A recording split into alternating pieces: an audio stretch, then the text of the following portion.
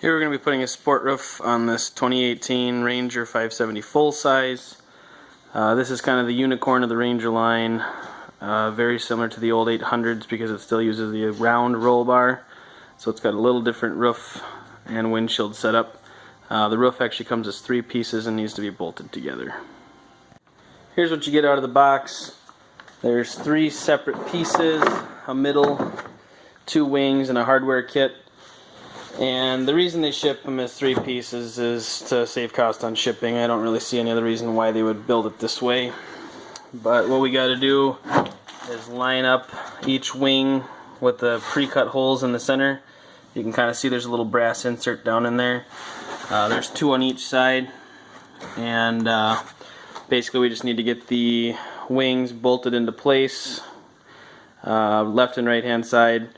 Do not tighten fully, leave them maybe a turn from being tight because we're going to have to put this on the roll cage. It's just easier if everything's a little loose to do that. One note I will make, all of the bolts look the same except there are 4 that are slightly shorter. Those are the 4 you're going to want to use to hook the wings onto the center because we will need the extra length of those to get those clamps to work on the roll bar.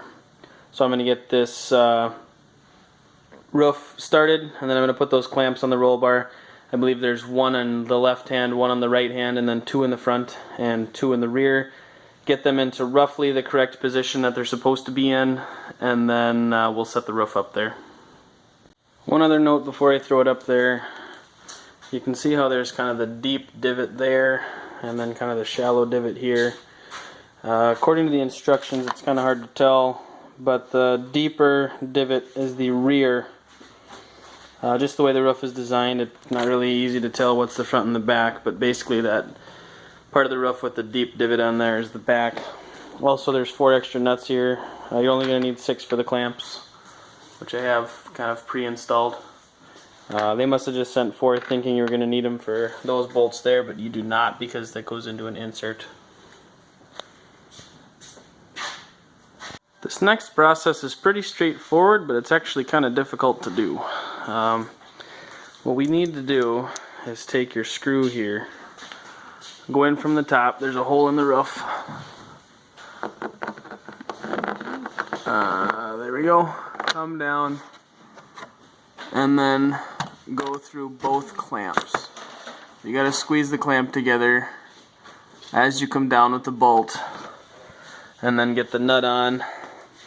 What I have found to work well is to use a nut driver, 7/16 nut driver, and then you're able to actually twist the nut on rather than twist the bolt, which has a Phillips head. I'll get this one started and then show you what it looks like. As you go around, obviously don't tighten anything until you're done. You know, just get 2 or 3 threads, just enough to hold the nut on, and then work your way around. And you will have to shimmy the roof front to back, left to right to get the holes all to line up because it's one of those things where it just needs to line up as it goes. So you can see all we have to do is just slide the clamps into the position, put the bolts and put on the nuts, and I'll get all of them done and you can see what it looks like. Here I have all of the bolts started. You can see that the clamps all the way around are pulled up to the roof. Now what I want to do is step back from the machine, get a look at it from the front, make sure everything is centered as good as possible. You can certainly take some measurements on the bar, you know, front to back, left to right, and you should be able to still move the roof, you know, a little bit at this point, you know, maybe an inch or so front to back and an inch or so left to right. Get it as centered as you can, and then you can go ahead and just start tightening down all the bolts. You're going to need to hold the top with a screwdriver, Phillips, or a drill. I mean, you can use a drill at this point.